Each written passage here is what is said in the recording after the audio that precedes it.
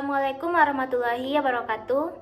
Berjumpa lagi bersama saya Putri Rahmisari dengan NIM 182330088. Dalam video kali ini saya akan mempresentasikan tentang budaya dan etika dalam organisasi dalam mata kuliah Etika Perpajakan dengan dosen Ibu Cici Andriani SEMM dari Prodi D3 Manajemen Pajak Fakultas Ekonomi Universitas Negeri Padang. Di dalam materi ini ada 4 poin yang akan saya sampaikan. Yang pertama, budaya dan etika dalam perusahaan. Yang kedua, pengaruh etika terhadap budaya perusahaan. Yang ketiga, etika dalam organisasi. Kemudian yang keempat, ada contoh kasus. Baiklah, yang pertama kita akan membahas tentang budaya dan etika dalam perusahaan. Pertama, kita ketahui dulu pengertian dari budaya organisasi.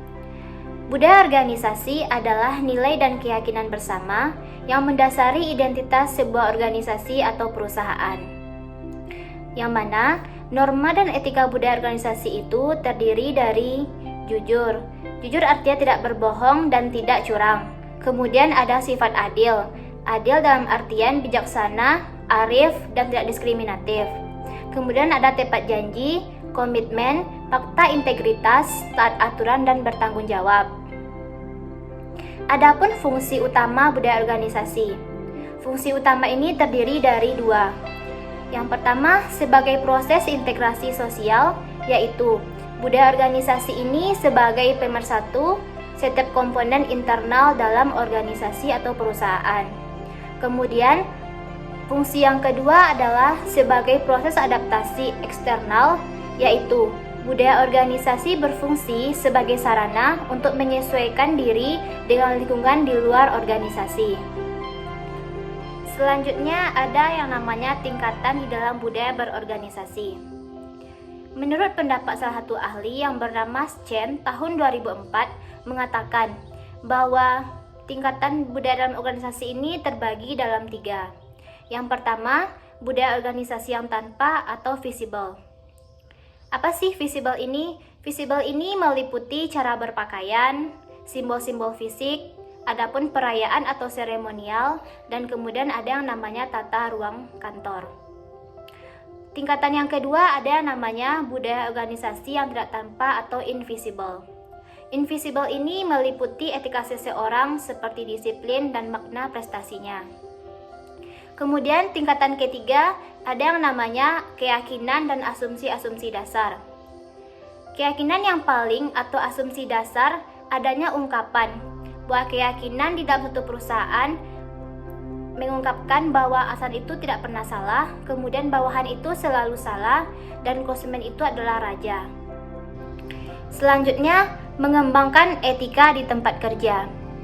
Etika kerja itu merupakan hal paling penting untuk membentuk karakter pekerja dalam suatu ruang lingkup perusahaan.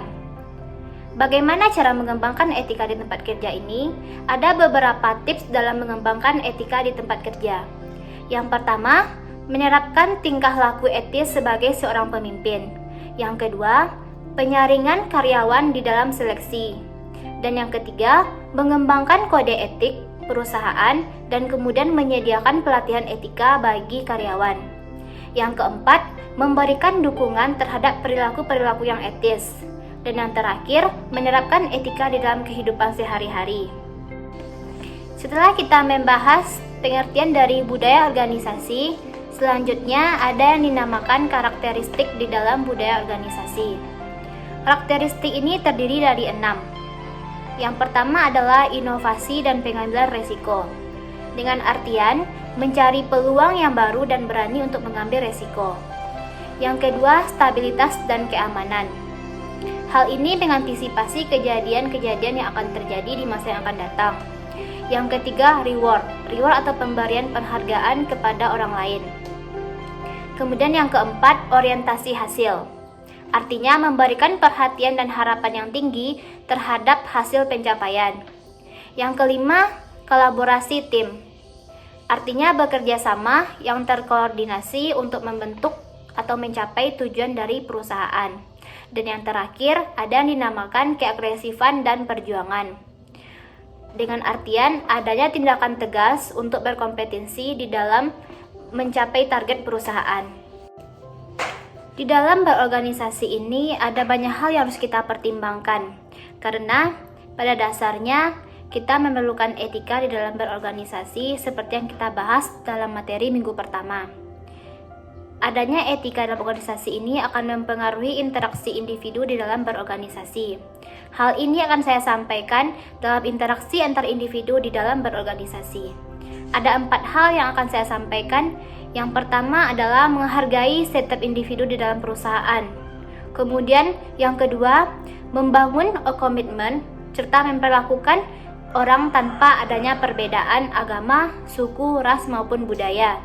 Yang ketiga, meyakinkan individu untuk beropini atau berpendapat sesuai dengan kebebasan berpendapat kita.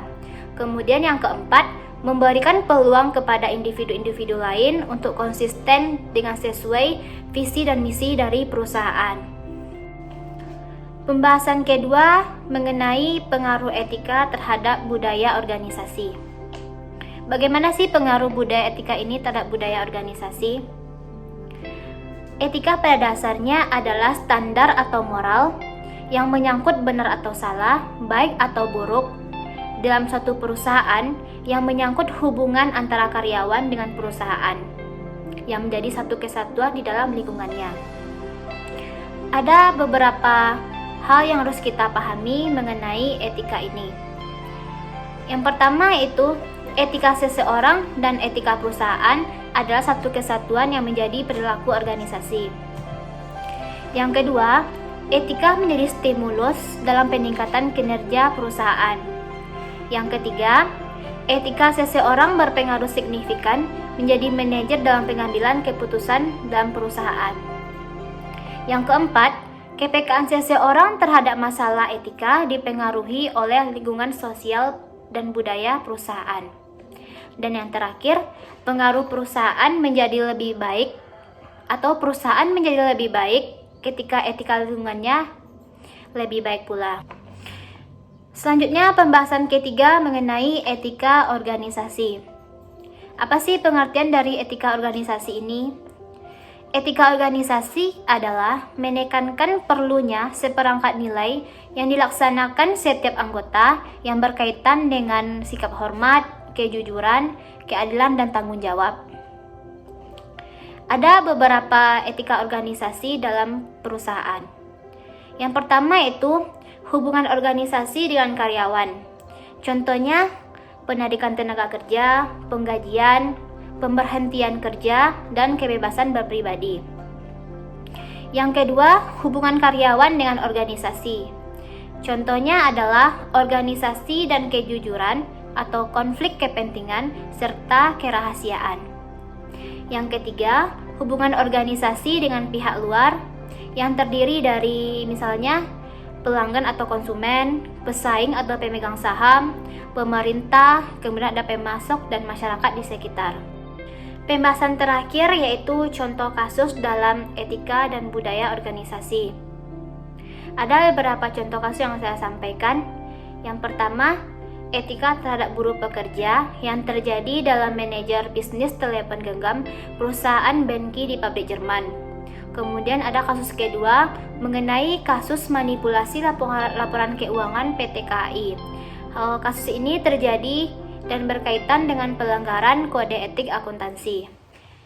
Baiklah, demikian yang dapat saya sampaikan. Semoga bermanfaat bagi kita semua. Apabila ada yang salah dalam presentasi saya mohon maaf. Assalamualaikum warahmatullahi wabarakatuh.